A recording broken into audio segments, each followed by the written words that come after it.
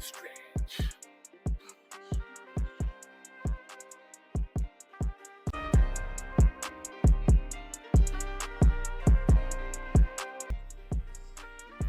So, it's probably been 3 weeks since we took a day off. Some type of working out. Can't go 100% all the time. I'm not gonna do any squats today. None of the deadlifts, squats, things like that. No heavy RDLs, nothing like that. Lots of extensions, lots of leg curls, some hip thrusts, some glute work. Maybe finish with some leg presses. Still train very intensely, but we're not trying to break records with weight. We're doing really lean into the pre-exhaustion, do some single joint movements and finish with a big compound movement to fully hit everything. I think it's good. Don't be one-dimensional. Don't just lift weights. Do some type of cardio. You know, we do boxing, we train MMA, we do jiu-jitsu, right, babe? Yeah. So, and for me, I can do that, you know, balls to the wall, hardcore, train 3-4 hours a day. I can do that for 2 or 3 weeks before I really start to feel it. And then, you know, some people call it a deload. Some people call it, I don't really like that term. You just need to listen to your body. I don't believe in scheduling a deload.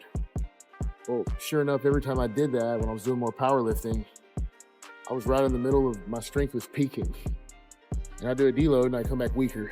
You know, so for new kids like me, or intermediate to beginner, what is a deload? A deload is like let's say you're on the escalation, right? Okay. You're building up, you're peaking. Either you're getting stronger, you're increasing the workout intensity, maybe you're increasing the volume, experimenting with that. See how much intensity and volume, you know, you're really increasing both. And then all of a sudden, 4 weeks into the program, you decide to take a light week. Well, what if you don't need a light week? You know, a lot of times you put those deloads in there right when the body was really going to be forced to adapt and really get stronger, really make some progress. You want to back the body into a corner sometimes. It's going to force it to adapt, as opposed to, oh man, I've trained really hard for 6 weeks, you know, and I've made good progress. Let's take a deload. And a lot of times you come back weaker. If that happens, don't schedule a deload. Wait until your lifts, you start struggling to hit your numbers. I'm not saying, you know, overtrain and then wait until you're getting injured to take a deload or take a light week or whatever you want to call it. If you're hitting your numbers, if you set up the program appropriately based on whatever, you know, your percentages of your max or what have you, if it's powerlifting, strongman, if it's a bodybuilding workout, keep track of the volume you're doing. Don't just come out here, and for me, it's about 9 sets for small, 9 sets to failure for small body parts, biceps, triceps, you know, things like that, calves. It's about 12 to 15 sets per week to failure for large body parts like back, legs, chest. Yeah, so, you know, just keep that in mind. Listen to your body. If you find it hard to hit your numbers, you find you're waking up a lot more tired, what I like to go by is resting heart rate. Check your resting heart rate for 60 seconds as soon as you get up in the morning. If it's anything over 70, 75, I would suggest working on your cardio more. Get it down in the 60, 65, 70 range. That's a good healthy range. 50, 55 is even better.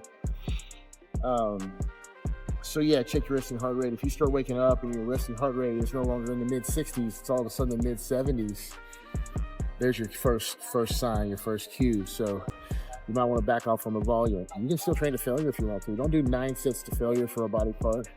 Maybe do 4 sets to failure per body part. Or maybe do 9 sets total. Let's say for biceps, you do 3 exercises. It's just listening to your body.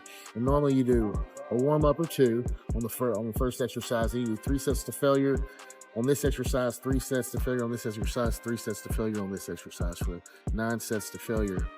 Or maybe just do 1 set to failure on each exercise. So you went from 9 sets to failure to 3 sets to failure. And do that on all your body parts across the board for 1 week.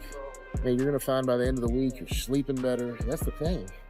you can't just eat more and sleep more and think you're going to recover, because when you start to get, and I hate to say it, overtrained, because everyone thinks they train hard, everyone thinks they're overtrained, and you're probably not. But what happens when you really start to push that envelope for weeks on end, you know, what happens is you will get a little bit overtrained. You will not be performing at your best. And what happens is you think, well, man, I'll just sleep 12 hours. I'll sleep, you know, I'll go to bed early. I'll quit watching TV, you know. No, it doesn't work, because you don't even sleep as good when you're overtrained. Your sleep isn't as restorative. So, and then you need more and more sleep, but all of a sudden 10 hours isn't as restorative to the body as 6 hours was. So you have to back off on the intensity, you have to back off on the volume every now and then. I probably overcomplicated that, but just listen to your body. My body. Oh no, y'all. Tell me, yeah. Stop.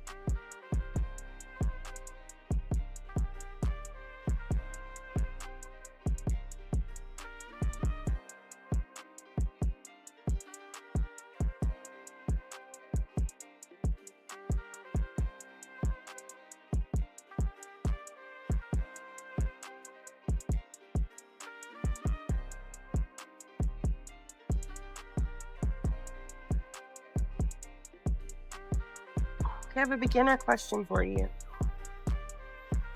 So we have new... You're not a beginner. No, not me. We have new people that work out with us. Yeah.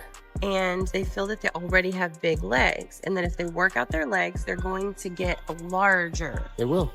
Tell us more about that. Well, I agree with you, but I've experienced whenever I look in the mirror, the fat, say, that was around my knees like a few years back is no longer there. Like, they look slimmer even though they're bigger.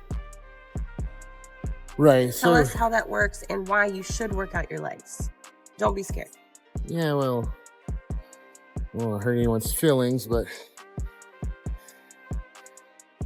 Whose feelings are you hurting? Just tell us. I hear it a lot. Okay, right. Like, my arms are getting bigger, yes. and now they're just bigger and fat. Well... This is me, guys. I've said this building before. muscle He's talking to me. does not always burn fat. You are not overweight. You do not have excess amounts of body fat because you don't work out. Right. Okay? There's plenty of people that have never exercised a day in their life and they're real thin. Right. Okay? You're overweight because of what you put in your mouth. Right. Oh, but I have a thyroid disorder. Well, you're talking to the wrong guy. Because I've had hypothyroidism since I was a baby. It has nothing to do with fat loss. Right. If you have a slower metabolism, oh, but I eat less than all my friends. Okay? You're still gaining weight, you're gonna have to eat less. Okay? If you have a medical issue, you need to get it sorted out. You know, I'm not saying, the deal is, don't compare yourself to others. I hear it every day. I eat better than anyone else, but I still don't lose weight. Well, you're eating too much. For your body. For you. Right. Yeah. Oh, but I can't eat the things that my friends eat. Well, you know, everybody's got their own thing, you know? So don't compare yourself to others, for one, because you're not them and they're not you. And you're not overweight because you don't exercise. You're overweight because you put more in your mouth than you burn off. It's as simple as that. So you need to push the plate back, you know? Or you're eating the wrong things. You're eating the wrong things. The Yeah, wrong it's in the things. nutrition course, but Right. you're eating the wrong things. And a lot of people know how to eat healthy. Mm-hmm. They start eating healthy, man. I'll give you one tip. Man, I'm eating salmon, avocados, brown rice, Right. asparagus. Well, you know what? If you're eating rice and fatty fish and fatty avocados at the same meal, yeah, that's good food. It's good for you. Lots of vitamins, lots of minerals. But fat is a fuel source and carbohydrates are a fuel source. And when you eat a lot of fat and a lot of protein and a lot of carbohydrates at the same meal, you might as well be drinking chocolate milk all day long. Full of sugar, it's full of carbs, it's full of fat, and it's full of protein. And you will get fatter and fatter and fatter eating healthy food. You know, I hear it all the time. Man, you know, for drink, all I do is I sip on a half a gallon of orange juice all day.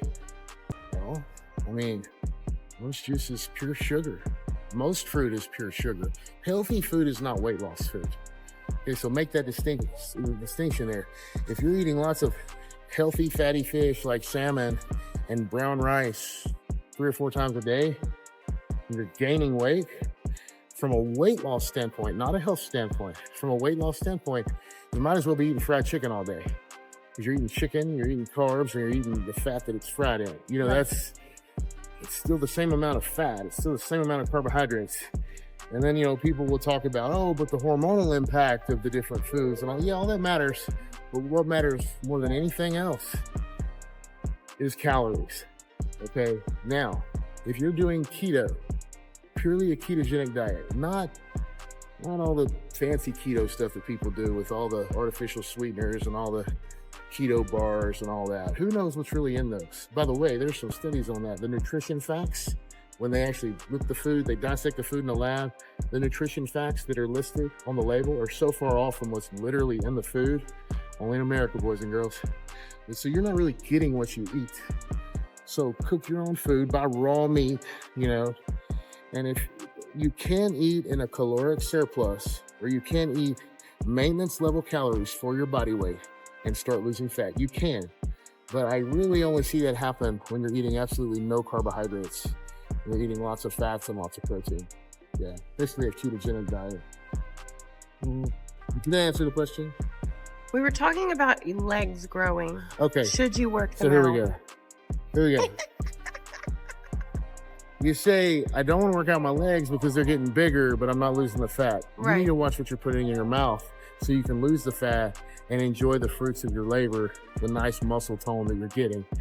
To say I'm not going to work out because my fat legs are going to get bigger, which is what I've heard over and over and over again, is, I mean, that's like saying, I don't know, that makes no sense at all, you know, and I hate to put too much on you, but you can't just be disciplined in the gym and then eat whatever you want.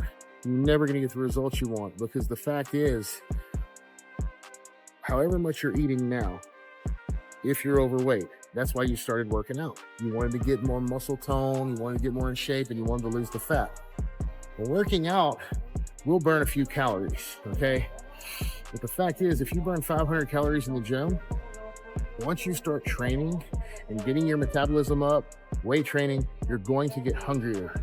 A lot of people start exercising and they think, well, at least I'm exercising, and they actually start gaining weight because they're gaining a few pounds of muscle a month. They're getting those new gains like everyone does when they first start working out, and they're literally eating more food than they were before they were working out, paying no attention to diet, or they're eating those healthy foods, but they're not weight loss foods, so they're gaining weight. So I would say just have some mouth discipline, or you're never going to be satisfied with the work in the gym.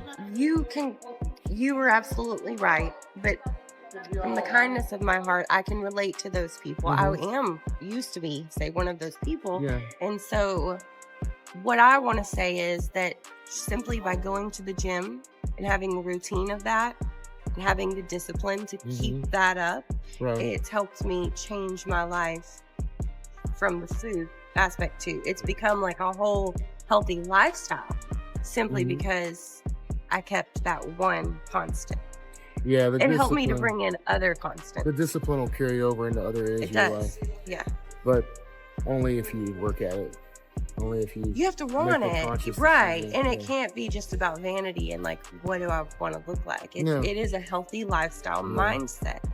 Yeah, and it's, it's however much weight loss is the easiest thing you're ever going to do in your life. I'm sorry, I'm gonna get so much haters, but the one thing fat where loss you do is zero. so easy.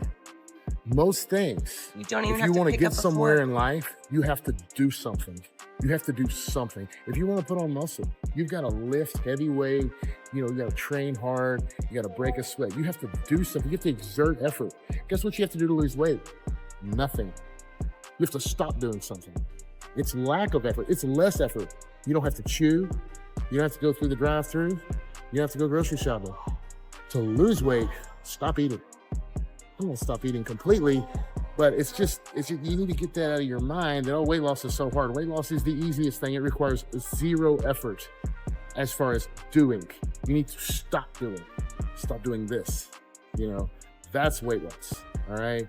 And it's very easy. It's very easy too. If you want to do a ketogenic diet, if you want to lose weight very quickly, find out your maintenance level calories. There's plenty of formulas online. You don't need me to give you a formula. Find out how many calories you need for your body weight. Now, to maintain, subtract. Let's see, subtract 800 calories from that. And then that'll be how many calories you eat per day, okay?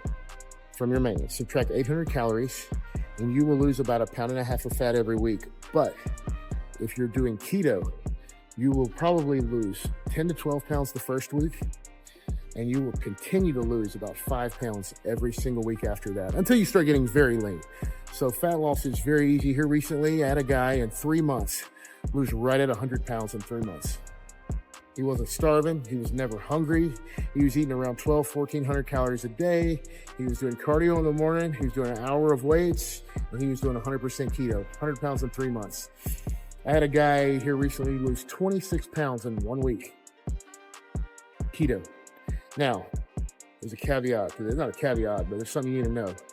If you go from eating 500-600 grams of carbohydrates a day to none, you'll probably lose 15, 20 pounds or more the first week. 80% of that's going to be water weight. It's mostly water weight, but it still looks good.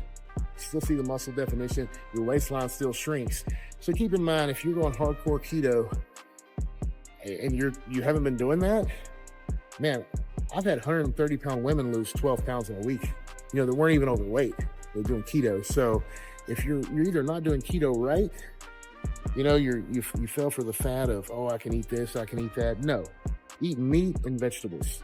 Don't buy any packaged stuff with all the garbage in it, okay? Causes inflammation, screws up all the metabolic processes. That's what you're trying to do, boost the metabolism in the first place. So, does that make sense? It absolutely does. Yeah, cutting carbs is by far the fastest way to lose weight. Not just fat, but weight. For those people that really need the help, you are a great resource. Like, I've seen you customize meal plans for people, for their body, for their needs. Right. And I think that that's something really special that you do More that for I their haven't wants. seen anyone else do. It's more I customize it for their wants so they It can is. tolerate it. Because as far as fat loss, the same rules apply to everyone. Eat lean meats and green veggies. You're Nothing a people more. grower. Like you But help if you encourage can't- them yeah. by tailoring it to their wants. So you know? that's best case scenario. Lean meats, green veggies, 3 or 4 times a day. You know, Yeah. do an hour of cardio, do an hour of weights. Everyone has time for it. Yeah. Thank you, Professor Hall. You will.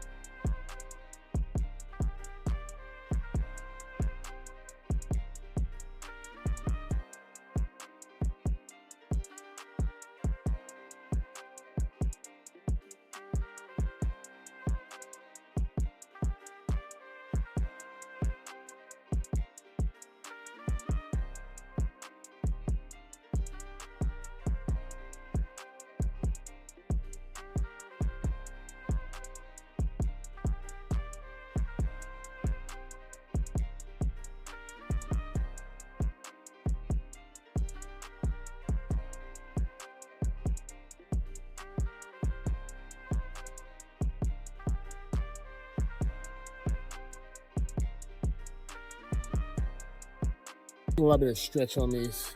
I was going to ask you, we've been doing a lot of the seated curls The seated just leg, recently. We haven't done these in a hot minute, so yeah, the seated leg curl, you can get a better contraction. Just the positioning of the body. right. The lying leg curl, you get more of a stretch in the hamstrings. Very cool. Yeah, do them all. He's so smart, you guys.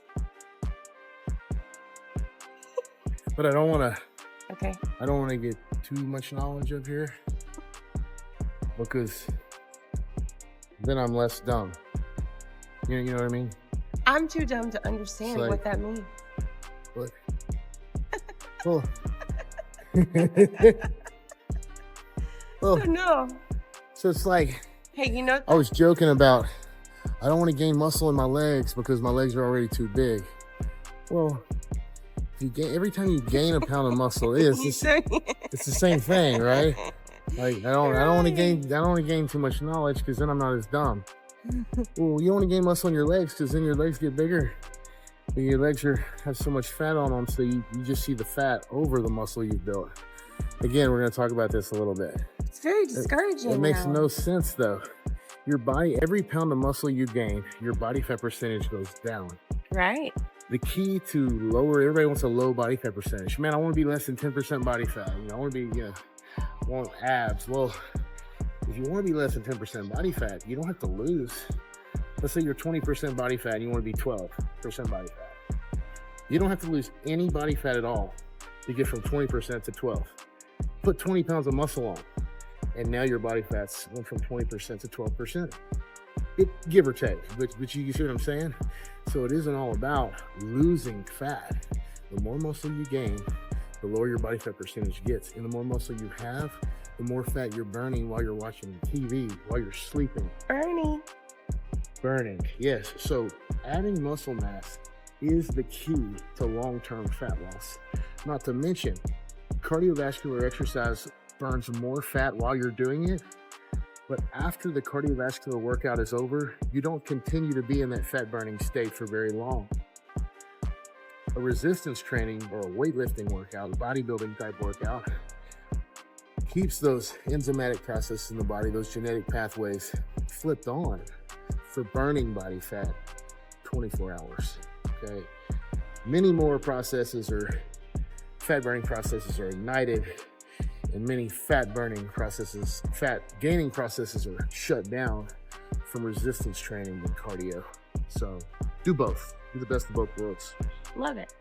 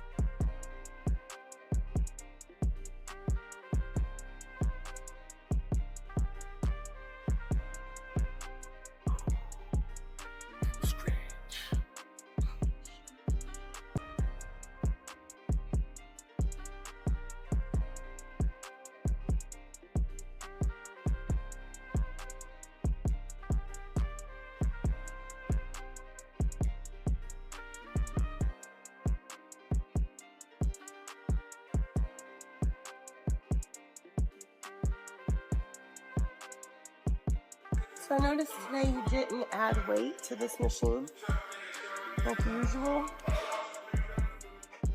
Just a little lightweight. Because we're deloading this one.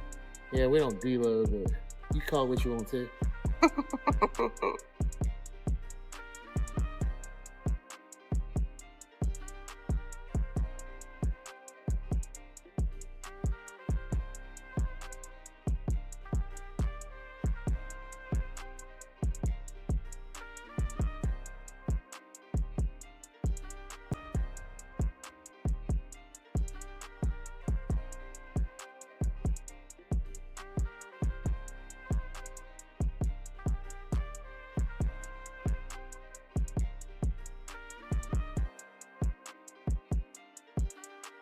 Doing those halvesy reps.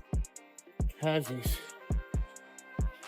Half reps build whole muscles when done at the end of the set.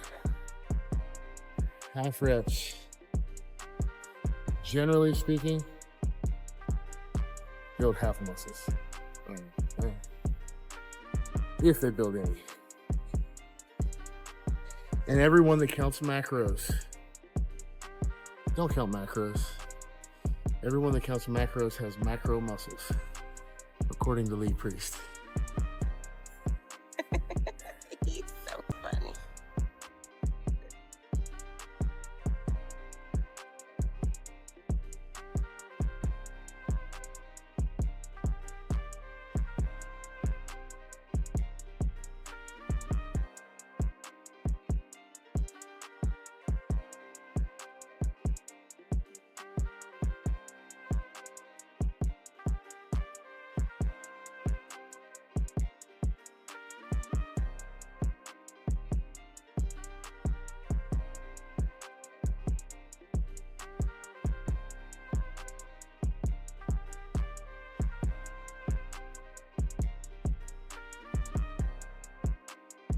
That a warm up? Yep.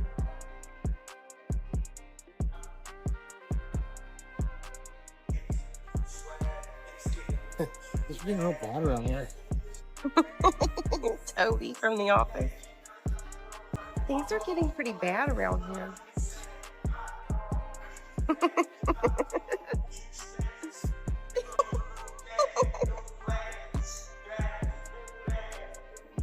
Things are getting pretty serious. That's Napoleon Dynamite. And Kip, Yeah. we chat online like 9 hours every day, so I guess you could say things are getting pretty serious.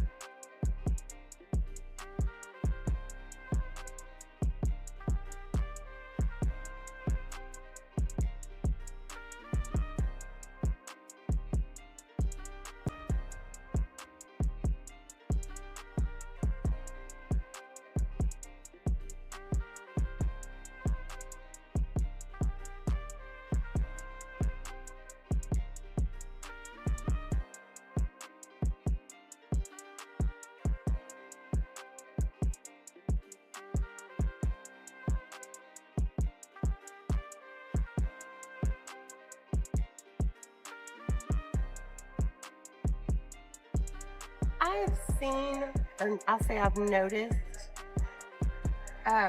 people doing this machine and they let the weight just drop down real fast and then very forcefully they push it back up. I think it looks as if they enjoy feeling, say, strong. Yeah, you can lift know? more weight. It's like a ball. Louis Simmons used to talk about that.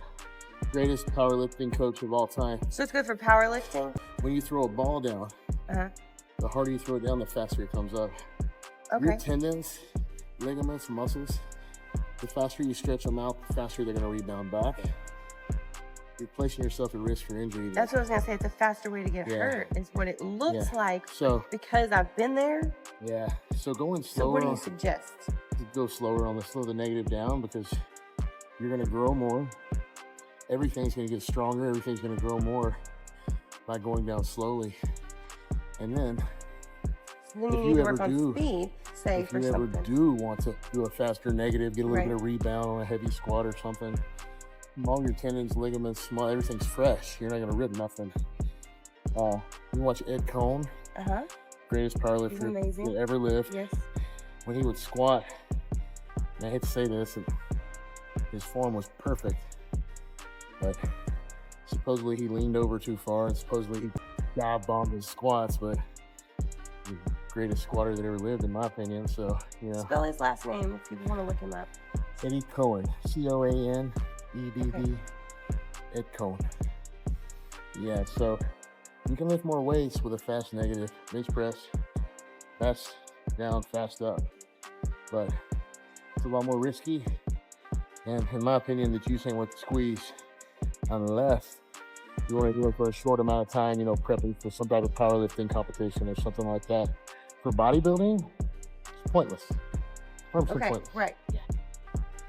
So there can be a place for it, but there's a way to prime your body to do that. Absolutely. If you want to be as strong as humanly possible, you're going to need to lift faster on the negative. You need to learn how to lift the most weight possible. And how safe is it to try and lift the maximum amount of weight that your body can handle anyways? It's not the safest sport in the world anyways. Another thing so obviously the training is going to be a little bit risky at times. They lift the heaviest weight their body can handle every time they're working out, which kind of goes back to what you're saying. If you're pushing your body too hard all the time, when the numbers start going down, it can't stay that way. You start progressing with the numbers. Lifts are sliding backwards, start backsliding on some of your lifts. Yeah, you're overdoing it. Maybe you're not sleeping enough. And I don't really suggest take a week off from training, but like I said, don't take your sets to failure. Maybe take 2 or 3 sets to failure instead of 10 to 12 sets all to failure. Do that. Take a few rest days, sleep a little bit more, give yourself a few weeks, you know, to bounce back. And when you come back, the cool thing is you're stronger than you ever were if you do it right. So, yeah. We just love you, Professor Holt. Love you.